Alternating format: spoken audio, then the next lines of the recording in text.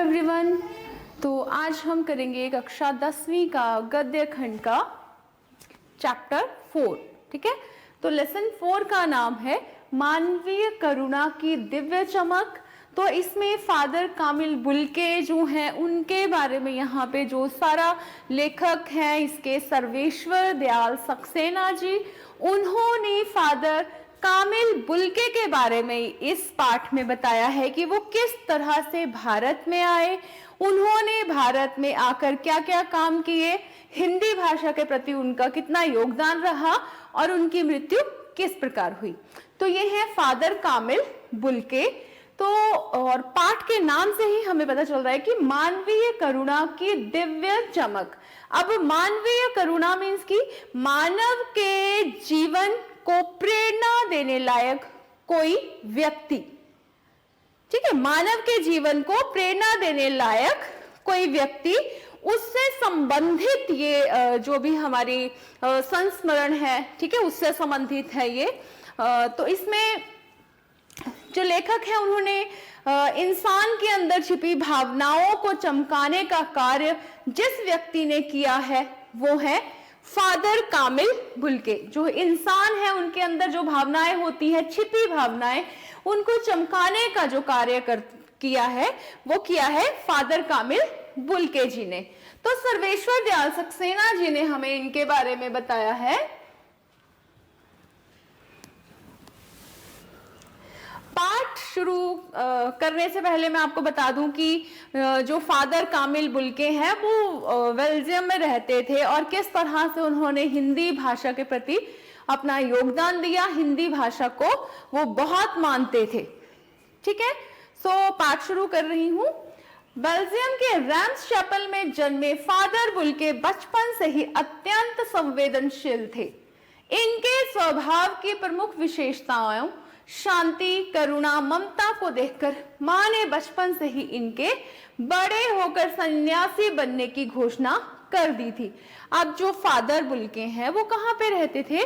वो बेल्जियम का एक जगह का नाम है बेल्जियम, जहाँ पे उसमें रैम्स चैपल में उनका जन्म हुआ था।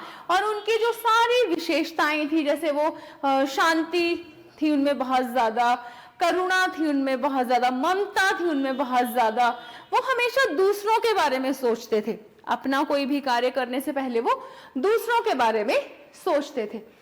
अब उनकी जो सारी की सारी बातें थी वो उनकी मम्मी, उनकी जो माता जी थी, उन्होंने वो सब देखा और उन्होंने सब बातें बचपन से ही, उनकी माता जी वो सब चीजों को देखती थी, परखती थी और उन्होंने बचपन से ही उनके सन्यासी होने की घोषणा कर दी थी कि भाई ये तो सन्यासी, बड़े होकर सन्यासी बन जाएंगे। सचमुच इंजीनियरिंग के अंतिम वर्ष की पढ़ाई को छोड़कर पादरी बनने की उन्होंने विधिवत शिक्षा ली। अब वो क्या कर रहे थे? इंजीनियरिंग कर रहे थे और बीच में उनको क्या लगा, अगर उनका लास्ट ईयर था, मतलब अंतिम वर्ष था, उसकी पढ़ाई को छोड़कर उन्होंने क्या किया? पादरी बनने की जो विधिवत, मतलब कि पूरी विधि से उन्होंने वो शिक्षा प्राप्त की। भारतीय संस्कृति की प्रमुख विशेषता संवेदनशीलता को देखते हुए उन्होंने भारत आने की शर्त भी रखी। अब उन्होंने ये सारी, उन्होंने भारतीय संस्कृति की जो प्रमुख विशेषता थी उसकी संवेदनशीलता को उन्होंने देखा, समझा, परखा। फिर उन्होंने क्या किया कि उनको ऐसा लगा कि वो भारत जाएंगे। उन्होंने एक शर्त रखी कि वो ये भारत आने का उनका मन बन गया। ठीक है, तो उन्होंने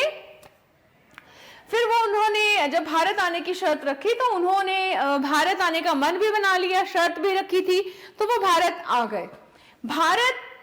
फादर के पिता जो थे वो व्यवसायी थे। ठीक है, एक व्यवसायी थे वो। एक भाई पादरी और एक परिवार के साथ रहकर अपना काम करने वाला था। ठीक है, उनका एक भाई था वो पादरी था और एक परिवार के साथ रहकर अपना काम करने वाले वो थे। पिता और भाइयों से उनका विशेष लगाव नहीं था। जो पिता थे उनके और भाई थे सॉरी, तो उनके साथ उनका विशेष लगाव नहीं था। उनका विशेष लगाव किसके साथ था? अपनी माता जी के साथ। हाँ, बहुत दिनों तक विवाह ना करने से एक चिंता सी पैदा हो गई थी, और बाद में विवाह करने वाली एक जिद्दी और सख्त मिजाज उनकी बहन भी थी। अब बहुत दिनों तक उनकी एक बहन थी जिसका विवाह नहीं होता था। बाद में विवाह करने वाली एक जिद्दी और सख्त मिजाज बहन भी थी, मतलब कि उन्होंने लेट विवाह किया था, तो उन्हें उसकी भी बहुत याद आती थी।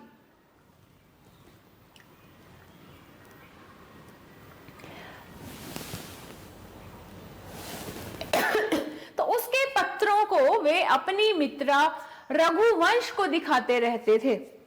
जो उनकी बहन थी वो उनको पत्र लिखती थी, तो वो उनके जो पत्र थे उनको उनके जो मित्रा थी, ठीक है, रघुवंश, वो उनको दिखाते रहते थे।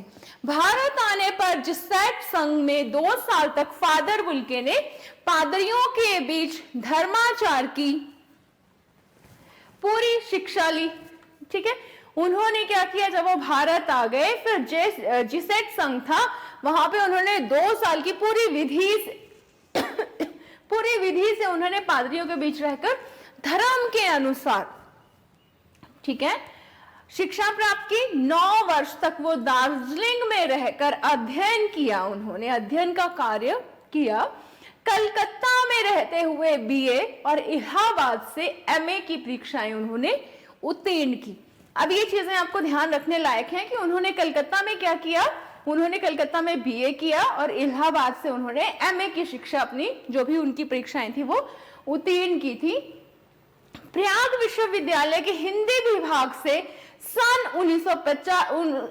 950 में शोध प्रबंध राम कथा उत्पत्ति और विकास। अब उन्होंने क्या किया, प्रयाग विश्वविद्यालय से हिंदी विभाग से जो राम कथा उत्पत्ति विकास, ठीक है, एक नाम था पुस्तक का, उस पर भी उन्होंने शोध किया था। रांची में सेंट जेवियर्स कॉलेज के हिंदी तथा संस्कृत विभाग के विभागाध्यक्ष के रूप में उन्होंने कार्य किए।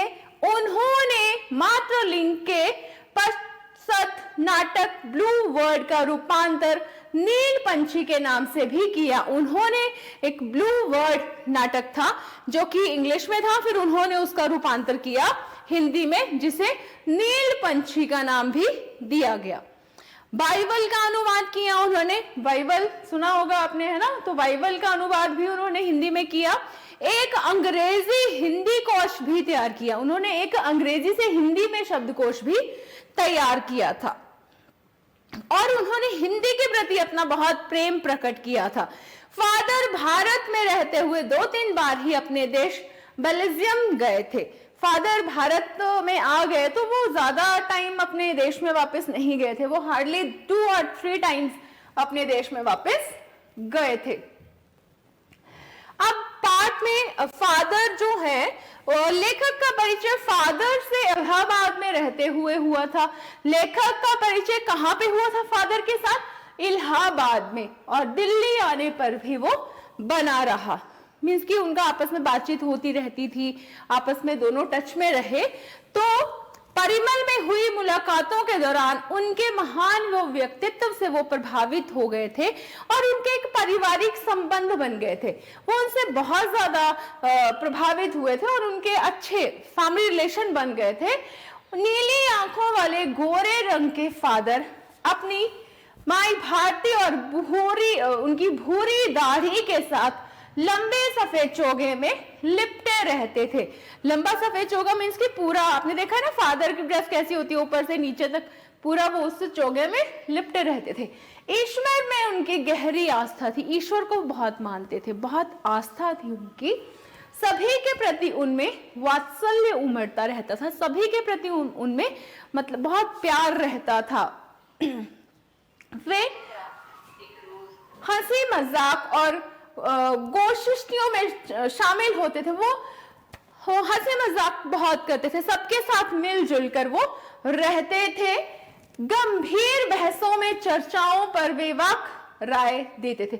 अगर गंभीर बहसें रहती थी तो वहां पे भी बिना डरे वो अपनी उसमें राय देते थे। और प्रियजनों के सभी उत्सवों और संस्कारों में, मुश्किल घड़ियों में भी वो शामिल होकर बड़े भाई और पुरोहितों जैसे शुभ आशीष देते थे। मतलब वो जो भी कोई कार्य होता था, कोई भी उत्सव होता था, कोई भी शुभ अवसर रहता था, वहां पे वो बहुत कम समय निकाल कर, मतलब उनके पास कम समय रहता था, फिर भी वो उसमें से भी समय निकाल कर वो वहां जरूर जाते थे। वो उनको शुभ आशीष देते थे, उनको आशीर्वाद देते थे, किसकी तरह? एक बड़े भाई की तरह। और पुरोहित जो होते हैं, मतलब बड़े जो होते हैं, उनकी तरह आशीष देते थे और अपनत्व जताते थे, अपनापन बहुत जताते थे उनके साथ। उनके संपर्क में आने वाला उनकी करुणा से भीग जाता था। जो भी उनके संपर्क में आता था वो उनकी करुणा से, उनके प्यार से वो भीग जाता था, क्योंकि उसके साथ वो बहुत अच्छे संबंध रखते थे। वो जिससे एक बार रिश्ता बना लेते थे उसको कभी नहीं छोड़ते थे। और अगर किसी की मुश्किल घड़ियां हैं तो मुश्किल घड़ियों में भी वो उसके साथ शामिल जरूर होते थे। वो उनके साथ एक ऐसा रिश्ता बनाते थे कि जिसको वो कभी नहीं तोड़ते थे। वो अच्छे बुरे टाइम में दोनों में उनका साथ देते थे जिनसे वो संबंधित होते थे। कर्म का एक नया संकल्प लेने को प्रेरित होता है। जो उनके संपर्क में आ जाता था वो उस करुणा से भीग जाता था और कर्म का एक नया संकल्प लेने को प्रेरित होता था।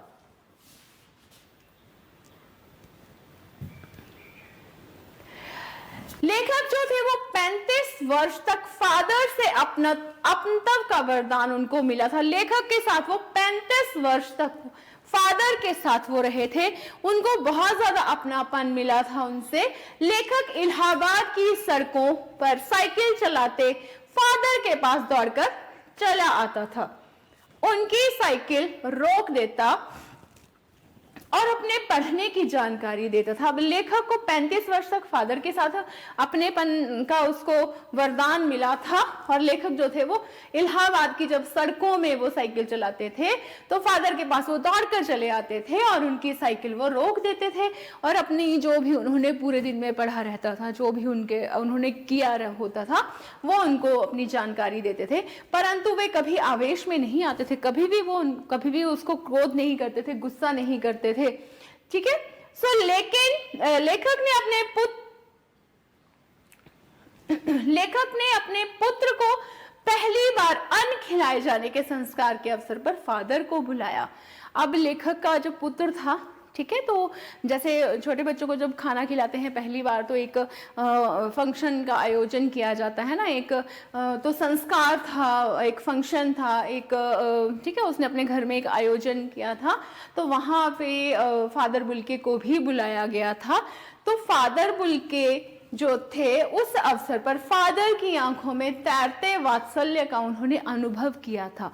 उस समय उन्होंने उनकी नीली आंखों में तैरता हुआ प्यार देखा था। ठीक है। पत्नी और पुत्र की मृत्यु पर फादर की दी सांत्वना में हर मौत दिखाती है जीवन को नई राह। कही पंक्ति ने लेखक को एक अनोखी शांति प्रदान की थी। उनकी पत्नी और पुत्र की जब मृत्यु हुई थी तो फादर ने उनको एक सांत्वना दी थी, उनको हौसला दिया था। उन्होंने एक लाइन लिखी थी, हर मौत दिखाती है जीवन को नई राह। ठीक है, हर मौत जो है मीन्स कि वो जीवन को एक नई राह दिखाती है। ये पंक्ति जब उन्होंने लेखक के सामने बोली तो लेखक को इस जो कही गई लाइन थी उससे बहुत ज्यादा हौसला मिला था। फादर ने वास्तव में फादर की सांत्वना के दो शब्द बड़े से बड़े दुख में भी गहरी तपस्या के बाद मिलने वाली अनोखे जीवन की मार्गदर्शक रोशनी प्रदान करते थे। अब जो लोग दुखी होते थे, जब फादर बुल्के उनको दो शब्द प्यार के कहते थे, दो शब्द वो उनको सांत्वना देते थे, तो इस तरह से लगता था कि बहुत वो जो शब्द थे वो एक तपस्या से मिलने वाली जो संतुष्टि होती है उस तरह से वो लगती थी। उस तरह जैसे कोई मार्गदर्शक कोई हमें मार्ग का दर्शन कराता है, उस समय जो संतुष्टि मिलती है, उस समय जो हमें रोशनी मिलती है, उस तरह से वो प्रदान होते थे। फादर अपने तर्कों से हिंदी को राष्ट्रीय एकता की दृढ़ता में सहायता सिद्ध करते थे तथा उसे राष्ट्रभाषा बनाने पर जोर देते थे। अब वही बात जो आती है कि फादर बुल्के जो थे वो हिंदी भाषा को राष्ट्रीय भाषा बनाने पर बहुत उन्होंने जोर दिया। वे हिंदी भाषियों को ही हिंदी की उपेक्षा करने पर झुंझुलाते थे। कुछ ऐसे लोग थे जो कि हिंदी जानते हुए भी जब इंग्लिश का प्रयोग करते थे तो उन्हें उस समय जब अंग्रेजी का प्रयोग किया जाता था तो उन्हें बहुत गुस्सा आता था, वो बहुत झुंझुला उठते थे, क्योंकि उनको बुरा लगता था कि वो लोग हिंदी जानते हुए भी जब अंग्रेजी का प्रयोग करते थे तो वो झुंझुला उठते थे। उन्हें बहुत दुख होता था इस बात का, क्योंकि हिंदी को वो राष्ट्रभाषा बनाना चाहते थे। फादर की मृत्यु जो थी अब वो जहरबाद से हुई थी। फादर की मृत्यु जहरबाद से पीड़ित होकर हुई थी। अंतिम समय में उनकी दोनों हाथों की उंगलियां सूज गई थी। जब उनका लास्ट समय था तो उनकी जो दोनों हाथ थे, उसकी जो उंगलियां थी वो स्वेल कर गई थी, सूज गई थी। तो दिल्ली में रहकर भी लेखक को उनकी बीमारी और उनकी उपस्थिति का ज्ञान ना होने पर बहुत अफसोस था। वो दिल्ली में थे लेकिन फिर भी लेखक को उनकी बीमारी और उनकी उपस्थिति की, वो वहीं पे हैं, इस बात का उनको ज्ञान नहीं था, तो इसलिए वो बहुत अफसोस में थे। अब 8 अगस्त को जब सुबह 10 बजे कश्मीरी गेट के निकलसन कब्रगृह में उनका ताबूत एक नीली गाड़ी से रघुवंश जी के बेटे परिजन राजेश्वर सिंह और कुछ पादरियों ने उतारा। अब 8 अगस्त को जब उनकी मृत्यु हुई, उनकी मृत्यु किससे हुई थी? जहरबाद से हुई थी। ठीक है, किसी जहर से हुई थी। उनको कोई बीमारी हो गई थी जिस कारण उनके दोनों हाथों की उंगलियां जो थी वो बिल्कुल सूज गई थी। ठीक है, उस समय निकलसन जो थे, ठीक है, और कश्मीरी गेट के पास उनका एक ताबूत था, उसमें उनको दफनाया गया। ठीक है, अंतिम छोर पर पेड़ों की घनी छाया से ढकी कब्र तक ले जाया गया था उनको।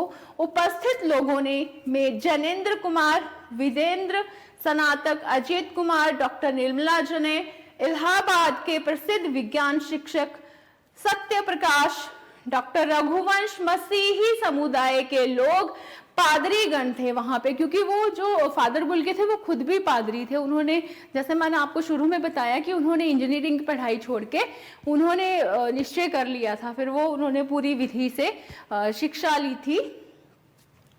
फादर के मृत शरीर को कब्र पर लेटाने के बाद रांची के फादर पास्कल तोयना के मसीही विधि से उनका अंतिम संस्कार किया गया। फिर फादर बुल्के धरती में जा मिले।